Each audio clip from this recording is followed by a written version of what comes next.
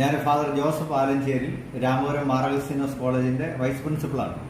ഞങ്ങളുടെ കോളേജിലെ ഫ്രഷേഴ്സിന് വേണ്ടി 3 ദിവസത്തെ ഇൻഡക്ഷൻ പ്രോഗ്രാം കോളേജിൽ നടത്തുന്നതിൻ്റെ ഭാഗമായിട്ട് ജിജോ ചിറ്റടി സാറിൻ്റെ ക്ലാസ് നടന്നു. സ്പാർക്ക് എന്നാണ് അതിന് നമ്മൾ പേരിട്ടത്.